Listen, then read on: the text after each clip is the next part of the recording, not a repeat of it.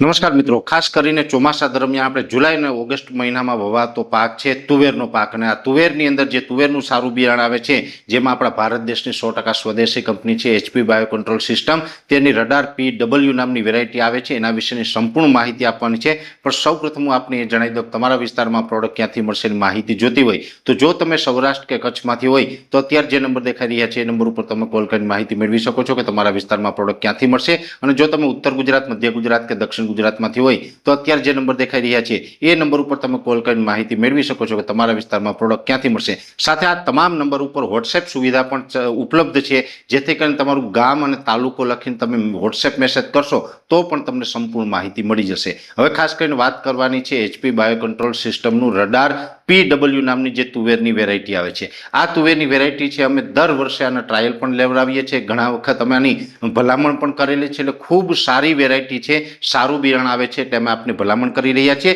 Radar PW છે એ સફેદ ફૂલવાળી variety છે, ગુજરાતની દરેક જમીન અને દરેક હવામાનની અંદર અનુકૂળ છે। સાથે આની જે ખાસિયત છે તો આ જે રડાર PW વેરાયટી આવે છે 160 થી 170 દિવસે પાકતી વેરાયટી છે, સફેદ ફૂલવાળી વેરાયટી છે। આનો છોડ છે એની ઊંચાઈ અંદાજે 5.5 થી 6 ફૂટ જેવી ઊંચાઈ થાય છે। સાથે આમાં ફૂટવાળી વેરાયટી છે અને 7 થી 8 સિંગના ઝુમખામાં આનું ફ્લાવરિંગ લાગે છે, એટલે ખૂબ ઉત્પાદનની દ્રષ્ટિએ પણ સારું છે। રોગ પ્રતિકારક શક્તિ છે એ પણ આ વેરાયટીની અંદર ખૂબ સારી છે, જેથી કરીને રોગ જીવાતનું પ્રમાણ છે એ પણ અન્ય વેરાયટીની દ્રષ્ટિએ આમાં ખૂબ ઓછું રહે છે। આની જે વાવવાની જે પદ્ધતિ છે જેની અંદર બે હાર વચ્ચેનું અંતર છે એ અંદાજે 5 થી 6 ફૂટનું રાખવાનું અને બે છોડ વચ્ચેનું અંતર છે એ 1 થી 1.5 ફૂટનું રાખવાનું હોય છે। એ રીતે આપણે વાવેતર કરીએ તો તુવેર પાકની અંદર ખૂબ આની અંદર આપણે ફાયદો લઈ શકીએ છીએ ને, જેની અંદર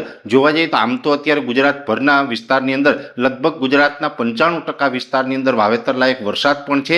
જે ખેડૂત ભાઈઓએ મગફળીની અંદર એક હાર બાકી રાખેલી હોય આંતરપાક તરીકે જો તમે વાવતા હોય તો પણ આ તુવેર અનુકૂળ છે। અને જો એકલી તુવેર વાવવાની હોય, આખું ખેતર ખાલી રાખેલું હોય ને એકલી તુવેર વાવવાની હોય તો પણ આ તુવેરનો પાક છે અનુકૂળ છે। એક અંદર અમે જે દરેક તુવેરનું માર્કિંગ કરતા હોય છે, દરેક તુવેરના ફોલોઅપ અમે લેતા હોય છે, જેમાં રડાર PW સફેદ ફૂલવાળી વેરાયટી છે એ એકંદરે આપણે દરેક જમીનમાં અનુકૂળ આવે છે અને ઉત્પાદનની દ્રષ્ટિએ પણ ખૂબ સારું રહે છે। એ પછી સૌરાષ્ટ્ર કચ્છ હોય, ઉત્તર ગુજરાત હોય, મધ્ય ગુજરાત હોય કે દક્ષિણ ગુજરાત હોય, દરેક વિસ્તારની અંદર આ તુવેરનું પરફોર્મન્સ છે ખૂબ સારું છે, એટલે અમે આપને ભલામણ કરી રહ્યા છીએ કે જો અત્યારે આપણે ચોમાસું પાક તરીકે તુવેરનું વાવેતર કરવું હોય, જેમાં આપણે એકલી તુવેર વાવવી હોય અથવા તો મગફળીમાં આંતરપાક તરીકે વાવવી હોય, બધા જની અંદર આ અનુકૂળ છે। એટલે જે ખેડૂત ભાઈઓને તુવેરનું વાવેતર કરવાનું જો પ્લાનિંગ હોય તો HP બાયો કંટ્રોલ સિસ્ટમની રડાર PW વેરાયટી આવે છે જે સફેદ ફૂલવાળીને ખૂબ અનુકૂળ વેરાયટી છે, તો આ વેરાયટી વાવવા માટે અમારી